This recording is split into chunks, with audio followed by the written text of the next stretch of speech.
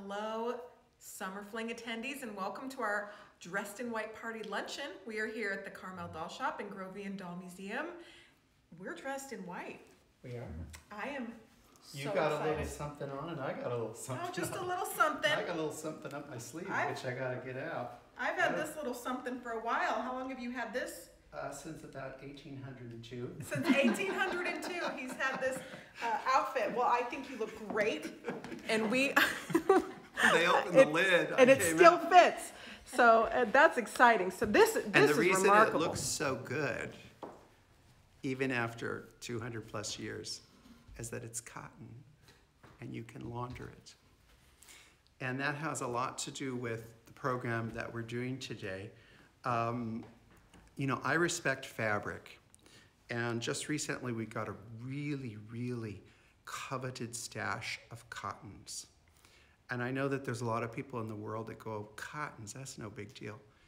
It's a huge deal. It's a huge deal in the history of this country and the history of the world, history of global economy. It's also very relevant to a lot of the strife that we have going on today, because cotton, we live in the New World. Sometimes we forget that we were the New World. And with all of the treasures from the New World, which were just about every kind of vegetable you can think of, corn, etc., the one little goodie was cotton. And cotton was king, and cotton was so incredibly important. And if you do not believe me, you can go look at any portrait of, say, the Sun King or any of the Georges, and they will be in their velvets and their silks, and out of their sleeves will be these bright white cotton sleeves. And they're pure white, and that was a status symbol. I think it will be a shock to people to realize that in the 17th, 18th, 19th century, the most valuable things in a home were not their silver, not their porcelain, not their paintings, not their furniture. It was their linens, their bedding, etc. So this is why we had a thing called the Civil War, because cotton drove a world economy. We sent it in bulk to England, France, Germany, and they sent it back to us in beautiful fabrics. So just recently, as I said, we got a nice little stash of very unusual things, and it was photographed and pressed a little bit and photographed. And I went back to it, and it was just in a puddle of a messy puddle. And it's like, do not disrespect it because it's cotton. So what we have to show to you today is just a tiny, tiny example of white dresses. And these are all various forms of cotton.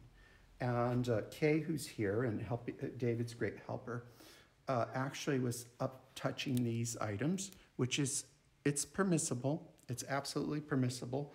And she said, some of these cottons are like silk. And that's what this was all about. So if we're going to start in a chronological order, we'll start with this little girl. And I borrowed her from the Carmel Doll Shop because I didn't have an example of a piece in cotton. So here you have your classic little dotted Swiss. And the reason they call it dotted Swiss is it's mostly manufactured in Switzerland. So Switzerland was on the supply list too. And Switzerland made some of the most gorgeous, and I'll give you another example of the type of things that were made in Switzerland. Look at that. Look at that. That's amazing. And this was a piece that belonged to the Romer family, and definitely sewn by the Romer family for the Romer's own doll. And this is such a delicate thing. You cannot go to Michael's and buy this because there's just so few manufacturers that make this, because as clothing became cheaper and cheaper, this costs as much to make as silk. And that's another thing that people don't realize. There's the fabled Silk Road. It's a road that could go from the into Europe from Turkey and etc. You can look up the Silk Road. There was a road. The only way to get cotton to the continent and England was by ship. So this is a huge part of our economy. So it was prized. People were very careful with it. They weren't sloppy about it. And then I'm not going to go into all the different types because there's a gazillion things you can do with cotton, but I'm going to show you, here's another example, so we went from about 1790 and now we're about probably 1830. Look at the embroidery on this piece. Mm-hmm. It is phenomenal. And this is a little simple, cheap little doll when it was made, but someone went and did all of this beautiful work on this very sheer material, and it's superb. This is something that you'd think that you'd see on silk or satin or something like that, which it could be, but you know, this is a joy to work with. We're doing this on silk and satin. It's like you'll cry in the class that we teach of that. And then it could be, and the beauty of the cotton, you know, if you've ever seen a cotton field, which we have in Bakersfield, not far from here, they grow cotton. You can see it. It's little white, puffy balls, just like cotton balls. And it does have, you know, you have to shake it out because there's little seeds in it. So this was fantastic because from the beginning of time, the closest thing you had to cotton was linen. You can't really ever get linen pure white. It always has that kind of beige color. So cotton gave people white clothes. And in the classes, you know, there's lots of ways to classify people by language, education, birth. In the 17th, 18th, and 19th century, one of the ways that they classified you was by cleanliness. So there wasn't much of a difference in clothes because clothes were resold and hand-me-down, but it was whether they were clean or not.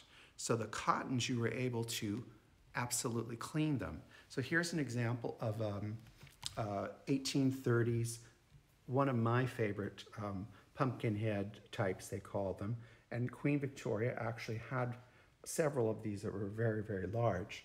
But here's an example of, again, the beautiful sheer cotton. Mm-hmm. And even though it's in the 1830s, it's basically an identical chemise dress, the type of dress that Marie Antoinette wore. So when this was new, it was pure bright white. Everything was white. I mean, the lace was white. And that was another thing that cotton gave. Before the 17th century, you know, when they started coming to America, they were bringing back cotton, and suddenly you had a new thing to make lace out of. So all those fabulous lace collars, cuffs, etc., are born in America. So the next girl that we're going to look at, probably I've done videos on this before, but it's worth another look at. And this is a Mademoiselle Barreau doll. And one thing that you're going to see in a complete wardrobe are bed linens. A lot of people don't realize that. So when you know, if someone brings a doll into your shop and it's been in a family's home for a generation, there's going to be bed linens because children had to learn to manage pillowcases, sheets. These were a valuable commodity. And, you know, of course, I've done research on this, but I also lived it. My grandmother was born in 1919, and her mother was in her late 40s. So my grandmother was basically a Victorian, and she had very sensible rules about doilies and laces and pillowcases and all of that. So that was part of that world. And of course, if you had these voluminous dresses, you had to have a lot of undergarments. So you're talking for a person 6 or 7 yards for a petticoat. So it was a big, big deal. It's a wonderful little miniature. It really is a miniature doll, and it is astounding. And we talked about this yesterday, and I'll bring it up because I think the more you tell people, if you notice how, this is one of her many half slips. If you notice how it comes lower in the front than in the back. Now, I just gave you a big tip. If you're looking at a dress and you're thinking, oh, is it original or is it not original? This is something that people skimp on. They don't realize, because they haven't really studied enough of the original pieces to know that, you know, the tummy, even though they wanted a small, tiny waist, wasn't considered a bad thing for a lady at the time. But Mademoiselle Barreau did fantastic needlework. Oh, we lost a screen. Fantastic needlework. And where you really see it is on the underwear. So, and look at those tiny seams. This is just remarkable. It's probably about, the fold over is about 2 centimeters, I would think. Now, here's the thing. You couldn't do this in any other material except this cotton and this weight. It would not be possible. Why is that? Because if you started to work with silk, it would start to unravel. Wool would unravel. Of course, wool, you could never get it this thin. This is very, very, very thin. I mean, the list goes on and on of the fabrics that you can't do this in. You can only really do this. I don't think you could even do this in polyester. You could only do this in this very, very fine cotton. And you can just see the seams are just minuscule.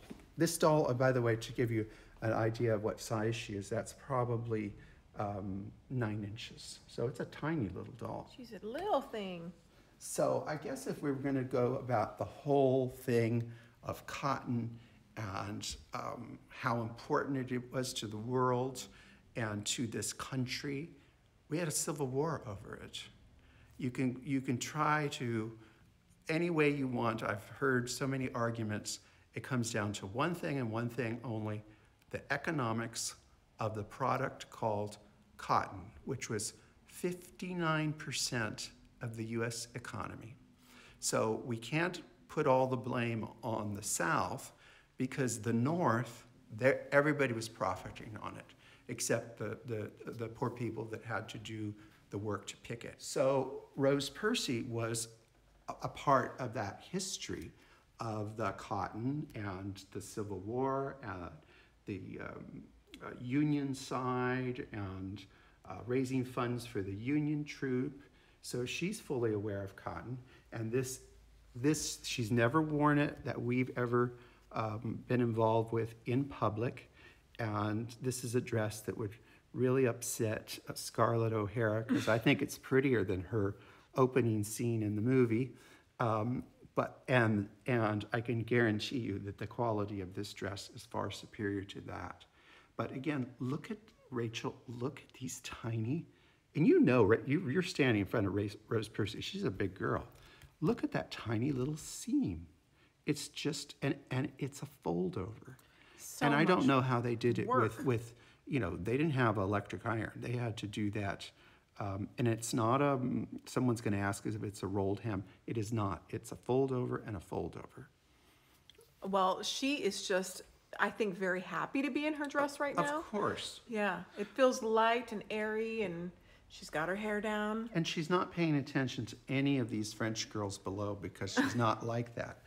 But the fact of the matter, here is a triumph of a dress. And this is by the Hire sisters. And again, this is something, look at the sheerness of that. You can see right through it. And look at all of this embroidery.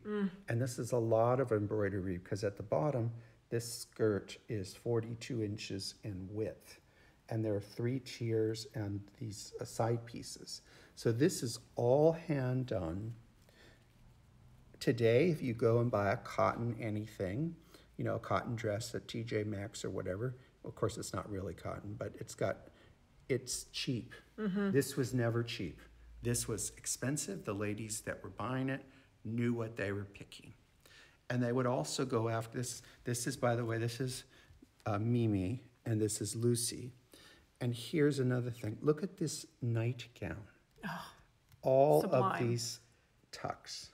And we've done videos where it teaches you how to do this. You have to pull a thread in order to make that tuck. And you can't pull a thread with a piece of silk. Not that I know of, maybe someone out there does, but I don't know that you can. But you can do it with cotton, and then you can get these are all hand done, all of these beautiful, tiny, tiny tucks. And look at the edging. Now, this is a nightgown. It's just This is a nightgown. incredible. So, I mean, think about that. It's utilitarian.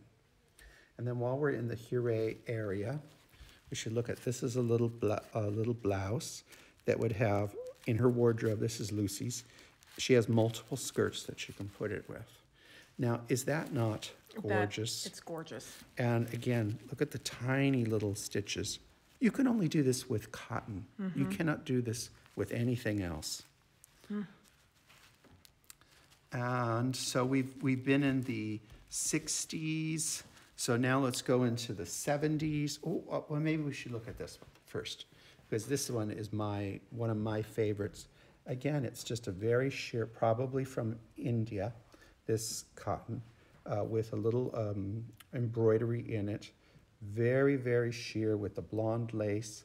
Simple. There's nothing to it really, as far as construction and whatnot. Very, very simple. But it's the material. So she could wear this, use, this would have been white, of course, bright white. She could wear this underneath it.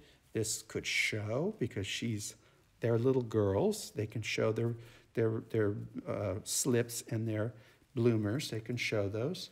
Or she could wear a colored skirt underneath it. She could wear And let it show. and let it show through. So when you received these dresses, were they this clean, or did you clean them? I am not really a cleaner. And that's why you see a different tone. A lot of it depends on the atmosphere that has been put in, where it's been stored, all of that. But I'm really not a cleaner on antique dolls. I understand that the original intention was that they were to be bright white. But I don't, and you know what, there's danger in that. I'm gonna tell everyone out there, if you don't know how, a lot of people that don't sew and don't do crafting, making wigs and whatnot, they figure, well, I can at least clean. Well, if you don't have the talent for cleaning, it really is something you have to learn. And I have a great story about that, why I don't give people advice on things like that. We were doing a doll show, and a lady came up to me and said, can you tell me how to clean a wig? And I was busy with a client at the time, and she kind of barged in. And she came back a couple of times, barged in, and I said, well, if you come back, I will tell you. Well, evidently I didn't give her the right, enough attention. So she went to someone else, and they told her how to clean a wig. So when she came back, at the next show I asked her, I said, well, didn't you want to know how to clean a wig? And she said, yes, I do, but one of the other dealers told me how to do it. And I said, well, how did you do it? She said, they told me to use peanut butter. Yeah, no. And I said, was it creamy or was it crunchy? She said it was creamy. And I said, And how did it come out? And she said it was a disaster. So Yes. that's why it's like, why would you think peanut butter? It's like, yeah. Somebody do could tell that. someone, put peanut butter on your beautiful white Hure dress and see how it works out. And then here, getting back to business. So here again is this is a perfect treasure. lead-in to why one should be very careful. This is the most basic chemise, beautiful, beautiful work, exquisite needlework, very, very plain, very utilitarian. But you see, if you washed it, you would wash out right there That's a piece incredible. of history. So you have to be very careful about Right. that and make your own decisions. Now, in a wardrobe, this is this girl's wardrobe, and she has many silk dresses and whatnot, but look at this gaggle of phenomenal whites. It's wonderful. And you know what, I always think it's funny when I look online and I see a gorgeous nightgown that, something like this, and they're almost no money. And I think that's sad because people aren't even looking. What happened to us that we don't look at the quality? Well, you know what, if you come to a sewing workshop here, you walk out the door after 4 days Appreciating it. what it takes to make a garment. So we should go now. We've been in the 60s. So why don't we go into the 70s? And when we say 70s, it's not 1970s. That's right. Hey, it definitely not. So here is another form of cotton, and this is cotton file, which is a beautiful material. It's so nice to work with. It's so easy to work with. It's like butter. I mean, it really is very sculptural, and it's easy to work with. What's not easy to work with is doing all these gorgeous flounces, and that's where you're going to put all your time. And then how they've used all of these multiple trims. Everything on the table is in our museum, except for I think her. And this is in a wardrobe of one of our dolls that has beautiful silk dresses. But this is her durable dress that she can wear without worrying about it. And then here's one of her gorgeous blouses, which is incredible. What's very interesting is this has both hand sewing and machine sewing. This also has hand machine. Don't let people tell you that everything was always hand. When the machine was invented, it was the state-of-the-art thing, and they used it. And they even started to, the people that sewed by hand, tried to imitate a sewing machine because it was an expensive item. So this is a wonderful 1870s piece, but let's go look at a real piece of fluff. And it's this one right here. Oh, so again, look at that sheerness of it. And it's miles and miles and miles of flounces and ruffles, and then the insertion of the ribbons. This is a commercially made dress. This is not a onesie, because we've seen, at least in our time, at least 3 versions of this. But they all have one thing in common. They're all in a really great state of preservation, because there's no way for you to clean it without removing the ribbons. And if you remove the ribbons, they will disintegrate. Yeah, don't do it. Don't do it. Don't do it. And again, we have a gorgeous, another file piece. So simple, but so wonderful. simple.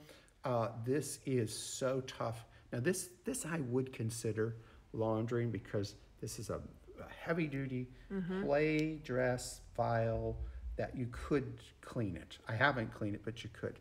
Now, going back to Rose Percy, because I just forgot, magically I got her dressed, and then I went in the back, and I didn't realize I didn't put back her pants.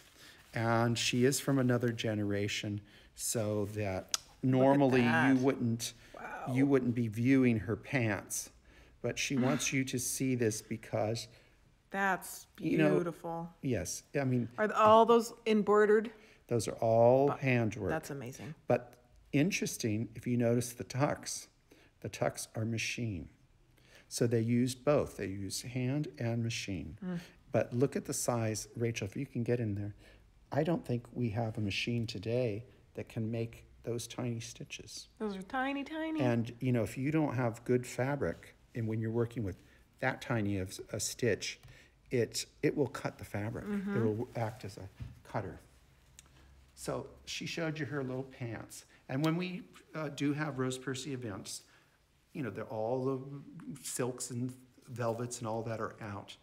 And I think one of the big thrills for people is we let them actually handle these garments, because they can. It's not going to hurt them in any way. And that's a really great learning lesson. We don't let them. It's Elizabeth Ann Coleman, who's she's the main... One of her handlers. She's one of her main handmaidens. Yes. That she's allowed to make that decision. I would imagine if Anne didn't approve of you, she wouldn't let you fondle her, her pants. So then let's talk about the, so we've, by the way, this I believe is probably an infant. Oh, really? Yeah, I think I left that out, but I do believe that this is an infant. That's and sweet. Very sweet. So let's go talk about the baby boom. So the baby boom, and this is a Princess Rose. She's been out before. You've all seen her in various videos, but we're going to do a different point. Is I think today most people having babies are almost a nuisance, and in the 17th, 18th, 19th century, having a baby that actually survived was an epic thing. So when they were christened, they had the most gorgeous gowns. Look at that. Because your baby, was a, I mean, they. It was a triumph. It was a triumph that if celebrated. Not if they survived, because there were so many childhood diseases and baby diseases. So if they survived and they managed to make it to a christening, you wanted to celebrate it. And look at the embroidery on this. This is now we're into the 1880s, which you'd think that that's late for this kind of work, but this is a commercially made brew costume, and they lavished this on a doll, and a doll that drinks from a bottle and then spits it up. So that's, and then these just kill me. And this is a cotton waffled file. So it has, maybe you can't see it, but it's got a texture in it. And this is the outer diaper. And Rachel, you wore Pampers. But our generation, David, I actually wore cloth ones that my mother had a service and they laundered them. Oh my God, that's so old-fashioned. Yeah, and they came every week, yeah. And I will tell you what my mother would say. My mother was very proud to always say, my babies never had diaper rash, because I only used cloth diapers, and I had a service. That's what we had. But then over the cloth diapers, we wore big, humongous pants. And if you look at her, I mean, look at that. So yeah, it looks pretty big, but she needs room. Yeah, because she has to make the other thing, and she could make a real mess. But you know what? These are in dolls. These are fantastic examples of what a baby would wear. You better make some kits. Yeah. Well, here's the thing about those kits. It's these little goodies. Yeah. That make the I mean, I'm sure you've learned with your Grace project that sourcing things is a lot more difficult. You can have the idea of some great thing, but and getting quantity is the thing. Yes, get like and the 3 of quantity, that's something that yeah. David and I cry about all the time here. And then here's, I know you showed it earlier, the P.D. Smith. So now we're at the 20th century, and now you're getting, it's beautiful, beautiful lace, cotton cut work lace, because still we're at 19. Still, babies are still very precious, and of course, a christening dress might go through the family, because the royal family has been using the same christening dress for christening since the time of Victoria's children. And then, of course, this proves my example about cotton, the overwhelming need to have it. This is a fabulously rare item, but it's basically a commercially made, cheap enhancer for the natural figure, which we did a program on the natural figure. But even if it's pennies a yard, that's a lot this of fabric. is a lot of material that's needed to make that. And of course, when I think of dolls in white dresses, I think of the era of the character dolls and the German girl dolls that really, really do look beautiful in white dresses. And I think that's when they look the best, I think, or in a sailor suit. But Rachel, look at all this work. And again, this is sheer. I mean, it's just as light as a feather. I mean, it looks like it's blue, but it, that's just a blue underlining. And of course, all of this lace, that's all made with cotton. It's so versatile, everybody. You can if you're making something, you can layers and really just create. And when you start to make a piece like that, you'll realize that you're going to need a lot of whatever, whether it's lace. We just ordered a whole slew of lace, and I realized I'm not totally prepared to know how to count enough. I mean, I'm getting better at it, how much you need, but it's always way more. So this is something that helped build the economy of this country, the infrastructure. We should take care of that. We need to honor the people that picked it, that their DNA is in all of this. And it's a part of our culture.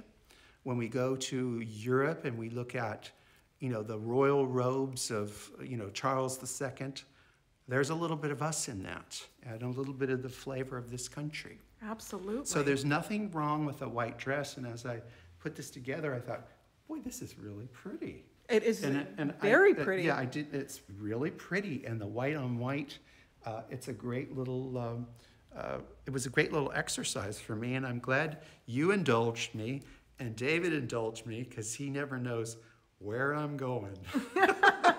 Well, this was so inspiring. And I know we're going to see a lot of pictures of dolls proudly in their whites. That would be fabulous. Yeah. All right. It was wonderful. Thank you so much. We're going to have now our party luncheon. Our luncheon that I'm so excited. Lunch. Yes, our summer lunch. David is standing by, ready to plate. And I have to tell you, I should give you a little. Let's just look at our table setting. Let me give you a little trivia. Do you know why the forks are down, facing down? Because we haven't eaten yet. No. Okay. Because I'm in a fashion disaster outfit, but a little bit of my cuffs are from the 18th century. And if the forks were up, if I went to give a gesture to you, the fork would catch on my lace and ruin my lace, and it might impale Kay as it flies across the room. And that's the reason they did that. That makes so much sense. And you would have your mark on your silver would be right there, which this is not, we have a setting for 80. So it's not the greatest stuff. It's not bad stuff either, but it's not the greatest stuff in the world. That's why you'd have your mark there, so that all your friends would know Paul Revere made your silverware for you. So that's a little trivia for you for the day. Loved that. Doll friends, we'll see you later. Thank you so much. Okay. That was a blast. All right. Bye-bye. Bye-bye.